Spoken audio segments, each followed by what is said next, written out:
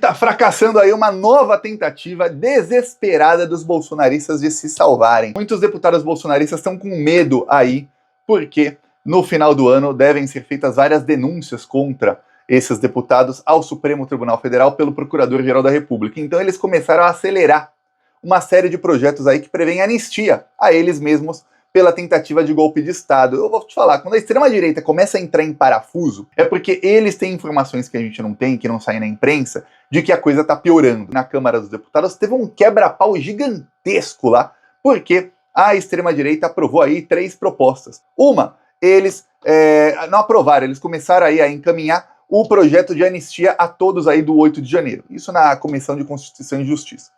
E 2 que foram aprovadas aí com ampla margem, porque essa comissão é liderada aí pelo bolsonarismo. Uma delas é uma proposta que pode cassar qualquer decisão do Supremo Tribunal Federal, inclusive decisão se for unânime do STF, pode ser cassada. E a outra é uma decisão de que decisões monocráticas de ministros do Supremo Tribunal Federal também devem ser cassadas, não vão valer mais. Ou seja, são aí propostas de emenda à Constituição, PECs, que modificam a Constituição e que fazem com que o Congresso Nacional tenha mais poder do que o STF. Porque imagina se 11 ministros do STF decidem que o Bolsonaro tem que ser preso. Aí, 11, hein? No caso, não estou nem falando, mas tem 2 que são bolsonaristas. Imagina se forem 11. O Congresso Nacional diz, não, isso vai contra aí a Constituição, nós vamos cassar essa decisão, Bolsonaro vai solto. Imagina. Ou imagina se um ministro do STF toma uma decisão, e qualquer decisão, dou um exemplo, o Flávio Dino negou um habeas corpus para o Frederic Wassef. Ele, monocraticamente, não mandou a plenário. Ele sabia, se mandasse a plenária ia ser 10-0, então não precisava. Imagina o Congresso Nacional diz, não tá valendo não, vamos dar o habeas corpus para o Wassef, sim, porque o Flávio Dino não tem poder para isso. É isso, essas são as propostas aí que querem os bolsonaristas e que aprovaram 2 delas na Comissão de Constituição e Justiça. O que acontece é o seguinte, eles acham que eles vão tentar anistia para si mesmos e que eles vão tentar aí peitar o STF e que os ministros do STF vão ficar quietinhos. A gente sabe que ministro do STF, eu usei aqui uma analogia, o ministro do STF eles tratam a democracia como alguém trata um filho e alguém deixa aí xingar seu filho, deixa aí bater no seu filho, espancar seu filho, envenenar seu filho. Quando seu filho está no hospital, deixa os médicos continuarem espancando e dando veneno para o seu filho. Só quando está o fio quase morrendo que eles falam, parem de bater no meu filho. É assim que os ministros do STF tratam a democracia. Quando a democracia está quase morrendo, eles fazem alguma coisinha. E aí quando a democracia está ali já andando com muletas, assim, seu filho está andando com muletas, fala, não, tá liberado, pode espancar, envenenar, bater, fazer o que quiser de novo com ele. É assim que eles tratam a democracia. Porém, dessa vez não estamos falando só de democracia, não, estamos falando de tirar poder deles, ministros do STF. Aí o buraco é muito mais embaixo, porque aí não é o filho, a democracia é o filho aí do STF, aí é ele.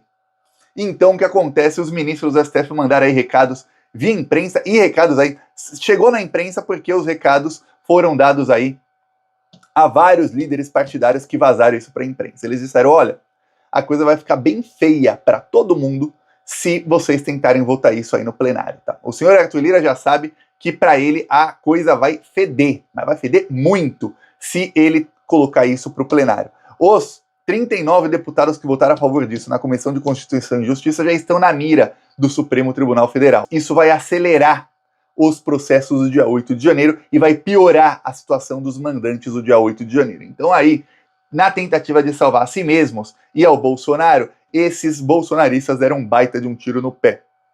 Eu vou falar aqui a opinião do Thiago. A proposta aí que limita as decisões monocráticas não é tão ruim não, tá? Não é tão ruim não.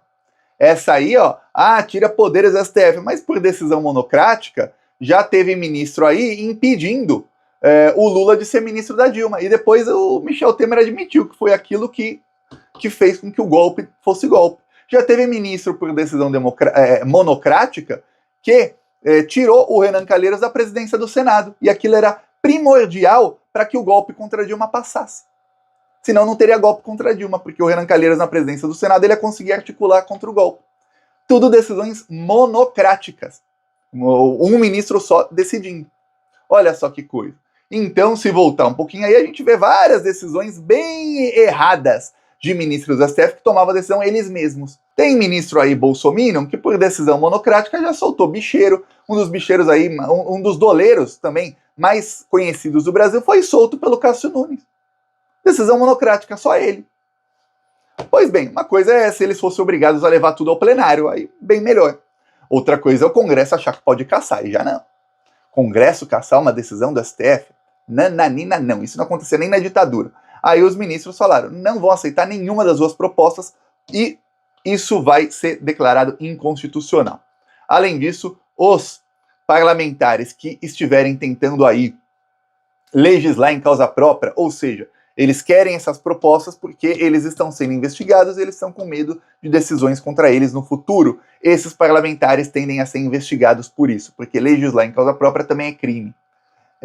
No caso aí da anistia, o ministro Barroso deu uma entrevista em que ele falou que isso vai ser barrado pelo Supremo Tribunal Federal, que isso vai ser declarado inconstitucional e que ele só tá esperando que isso chegue lá no STF para ser julgado. Ou seja, vocês podem perder seu tempo aí no Congresso Nacional, podem votar isso, podem fazer discursinho aí para jogar no WhatsApp, podem fazer o que nas redes sociais, podem fazer o que quiser. Na hora que isso chegar no Supremo Tribunal Federal, a gente vai declarar inconstitucional. É engraçado como são os ministros do STF. Eles dizem que eles não podem adiantar o voto sobre nenhuma questão, mas sobre isso eles já adiantam o voto. Nesse caso aí, o Barroso já adiantou o voto, ó, o presidente da corte já adiantou o voto de todo mundo, dizendo até que vai ser unânime, que isso vai ser inconstitucional. Não sei se vai ser unânime no caso da anistia não, porque o André Mendonça e o Cássio Nunes estão doidinhos para dar anistia para o pessoal aí, porque foram eles que os indicaram para o Supremo Tribunal Federal.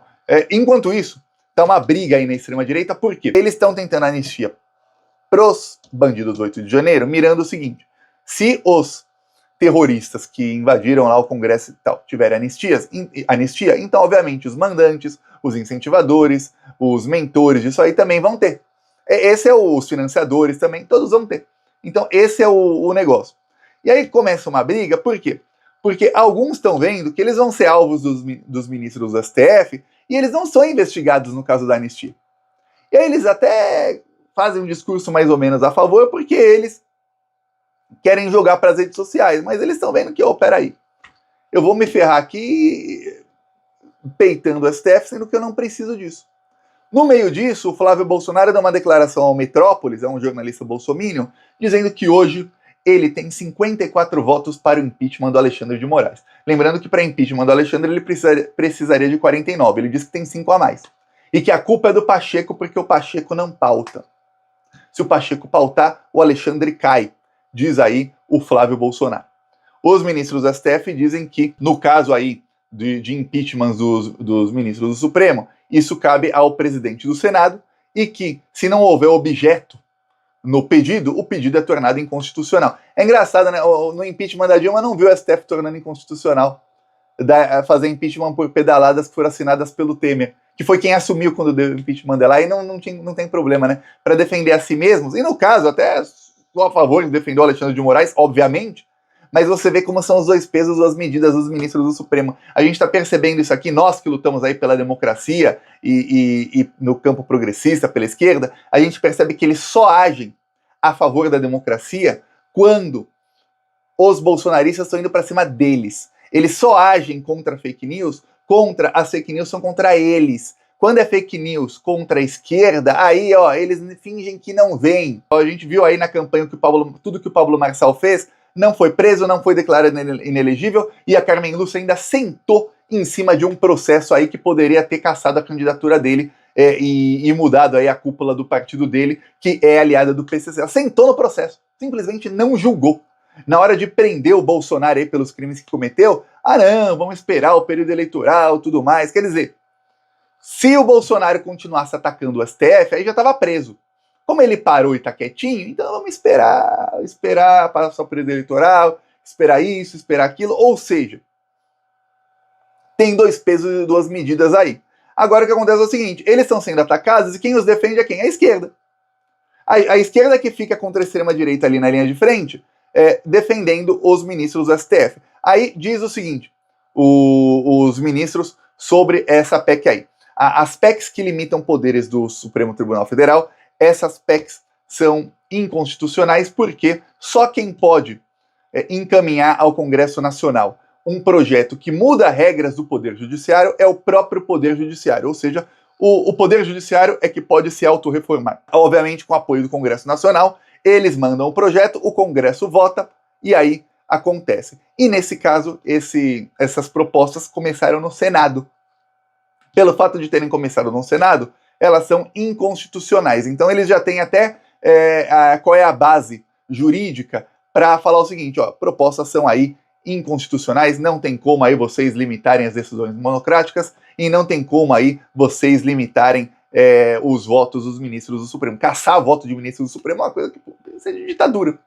Isso é o que fez lá o presidente fascista da Polônia e o da Hungria, que criaram uma corte acima do STF de lá para caçar, que é subordinada ao Congresso. Lembremos que são países parlamentaristas, então o primeiro-ministro é escolhido pelo Congresso e tem presidente que é quem representa. E aí o Congresso pode caçar decisões do STF. E aí na Polônia não deu para fazer ditadura porque acabaram perdendo a elecção seguinte. Aí ficou presidente de extrema-direita e o primeiro-ministro, lá só tem direita, né? De direita, mas não golpista. Mas na Hungria deu tempo lá de dar golpe. E deram golpe lá, a imprensa não chama de ditador, mas é um ditador na Hungria. Em Israel, quase a mesma coisa também, tá? Quase a mesma coisa. Netanyahu é um ditador lá, tá no poder há 15 anos. Ficou menos de um ano fora do poder e voltou pro poder. Sem ganhar a eleição, ele voltou pro poder. Na Hungria, meu Deus do céu, não tem nem oposição mais que ele prende todo mundo.